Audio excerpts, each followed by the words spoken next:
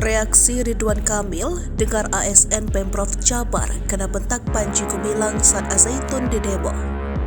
Kontroversi sikap Panji Gumilang, pimpinan Ponpes Al-Zaitun Indramayu, memang menimbulkan reaksi dari banyak pihak.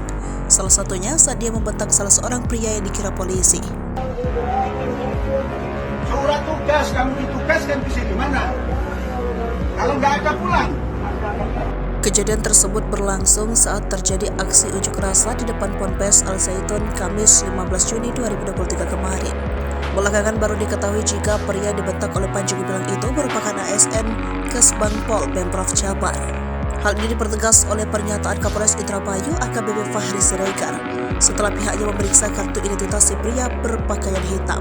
Dia tercatat sebagai warga kota Bandung dari ASN Pemprov Jabar, bukan anggota polisi, jelasnya Minggu 18 Juni 2023. Terkait dengan hal ini, Ridwan Kamil, Gubernur Jawa Barat, yang diminta untuk menyikapi terkait dengan kontroversi Panji Gumilang dan Al-Zaitun angkat bicara.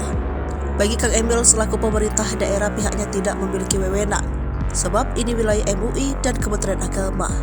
Kita lihat nanti rekomnya seperti apa, ujar Kang Emil dilansir dari Tribun Medan. Kang Emil mengungkapkan jika baik Kemenak maupun MUI sedang menggelar rapat membahas kontroversi Ponpes Al-Zaitun dan Panji Gumilang. Ia mengaku tak akan melakukan intervensi karena semuanya tergantung rekom dari MUI dan Kemenak.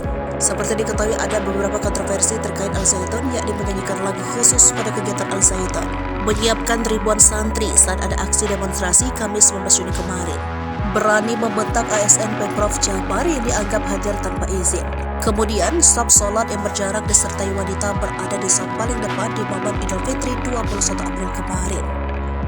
Aktivitas ini menjadi titik balik dari para pengamat, masyarakat, netizen hingga kalangan beragama, terutama umat Islam yang menilai ada sesuatu yang beda dari ajaran Ponpes Al-Zaitun dan Panji Gumilang selaku pimpinan tertinggi di lembaga pendidikan tersebut. Sementara itu, upaya MUI mengajak dialog Al-Zaitun menemui jalan buntu. Hal ini dikatakan oleh Sekretaris MUI Jabar Faradi Akhyar. Ia mengatakan pihaknya sudah mengumpulkan data dan informasi terkait apapun yang ada di Ponpes tersebut. Sayangnya upaya MUI datang ke Al-Zaitun ditolak.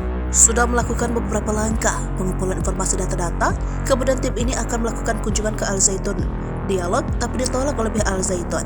Alasannya sibuk untuk tahun ini, kata Rafani saat ditemui di kantornya Jumat 16 Juni 2023 kemarin.